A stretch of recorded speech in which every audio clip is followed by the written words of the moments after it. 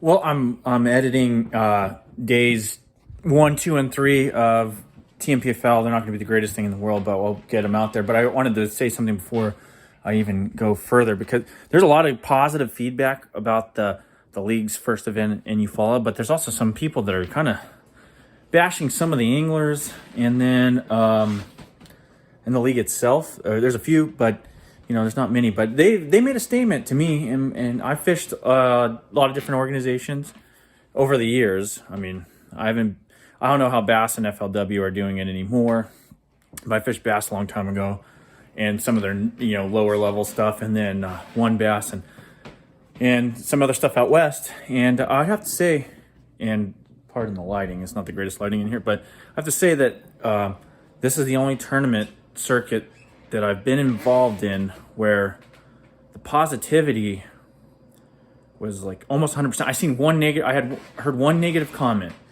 and it wasn't even that bad. It's usually, that's where you usually have a lot of negative comments, is after the meeting. Somebody's like, "Oh, that was a long meeting," which the ownership said that was going to be the longest meeting, because it's the first one, and that was it. And the other thing is, there's always some weird guys at some of these tournaments where you're kind of question their integrity a little bit. Well, this one, there's at least 3 instances off the top of my head where the angler's integrity is above reproach, and the ownership. And all these anglers have been vetted, including myself, by the ownership, and they're there for a reason. And it's, that's why I have the utmost confidence, even though everybody's fishing alone, not everybody gets a camera, but everything's recorded on GoPros so that they can review it if there's ever any question. And anything happens, anglers have to confront each other. So it's pretty interesting, really interesting in that regard, because in the past, people just like rat out on people sometimes because they just don't like them. But say the ownership, at one time somebody lost something during the tournament on the first day, I believe, and they let them use a boat while they searched his boat for like a key or something like that. I wasn't privy to it until later, but they let him use a boat. For most circuits, you might be out that whole day.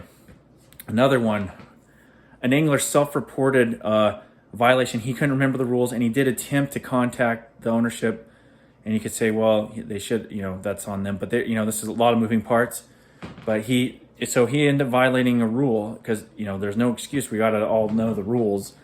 And he could have just probably got away with it. Actually, could have just probably skated free, and nothing nobody would have been none the wiser. But the guy self-reported, and there was consequences. But they could both, the ownership and that gentleman, can look each other in the mirror. One, he can look himself in the mirror, and that kind of integrity goes a long way, especially I believe in this industry. And then the ownership itself now has a little bit more. Well, they already knew because they vetted these anglers, but it gives you a little bit of ease when you have people underneath you that have that kind of ownership of their own actions. And then the third one, there was a guy that actually gave his boat to another angler that had boat trouble, who was, had the possibility of getting a check. He was a lot closer than the other guy. The guy just gave him his boat, and that goes a long way. So in my mind, just these little acts and the overall attitude of all the anglers, hey man, if I'm getting into the sport, or if I have kids that are going to get into the sport, or whatever the case may be, or I just want to have somebody to look up to.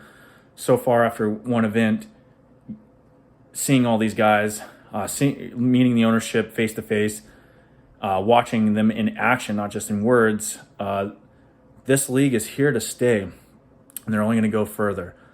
Not only you look from the tech side, because whatever technology and all this jazz, it's awesome for people to watch, but the people behind it are what's really going to make it stay and go. And it's the character of all the ownership and the anglers that I've seen so far that's been pretty overwhelming. It's unlike anything I've seen in it. It's almost like a family. And I think I said this, and I was commenting to some people that were talking about this, the various leagues out there. This is here to stay. These people have something to prove. They're like hungry college athletes trying to get, even though this is a professional circuit, but because the people are doubting them, that's what I mean, is they're hungry to prove themselves. And it's almost like yeah, we're competing against each other, but we're almost like a family, and we're all in this together. We all hitched the post, taking a huge risk on a brand new league, and I'm very impressed after event one, and I think everybody else is, and I think it's made us more excited. It's given us more of a vested interest in this to push forward and to go forward and grow this thing. And I think people, there's a lot of negative comments, but a lot of people are super excited. I've got a lot of phone calls, and of course, various people I watched, they took notice, and things are going to start happening with this league, with the industry, and you can't ignore it. You can't ignore these guys anymore. You can't ignore the TNPFL. You just can't, because they're here to stay, and they made huge waves. I think a lot of people, even though there was a huge event going on in the organization, the live stream and all the action on the TNPFL, I think actually took a lot of people from that, and they were watching us fish, which is pretty awesome. So stay tuned for Texarkana, and then I'll have some videos up for the Eufaula event. But it's going to be interesting. I say myself in this last event, and you'll see in the days 1, 2, and 3.